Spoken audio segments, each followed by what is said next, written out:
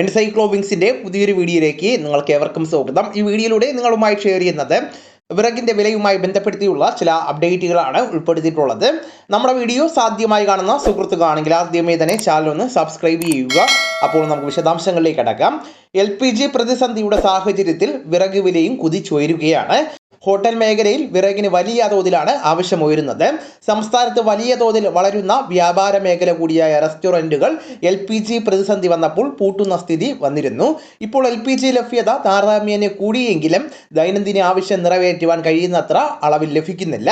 ഇക്കാരണത്താൽ ഹോട്ടലുകൾ വിറകുകളെയാണ് കാര്യമായിട്ട് ആശ്രയിക്കുന്നത്. നിലവിൽ സാധാരണ വിറക് കിൻഡലിന് 3500 രൂപ വരെയാണ് വില.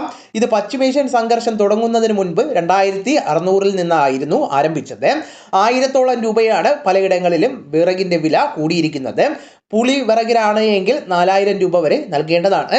ചൂട് കൂടുതലുള്ള പുളി വിറകിന് വിപണിയിൽ മികച്ച ഡിമാൻഡാണ് ഉള്ളത്.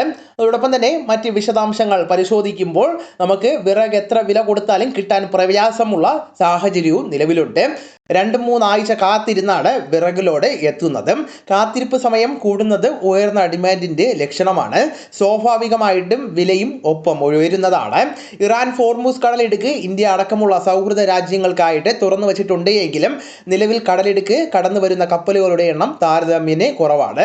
കഴിഞ്ഞ ദിവസം LPGയുമായിട്ട് 2 കപ്പലുകൾ ഇന്ത്യൻ തീരത്ത് എത്തിയിരുന്നു. കൂടുതൽ കപ്പലുകൾ വരാനുണ്ടെന്നാണ് റിപ്പോർട്ടുകൾ പറയുന്നത്.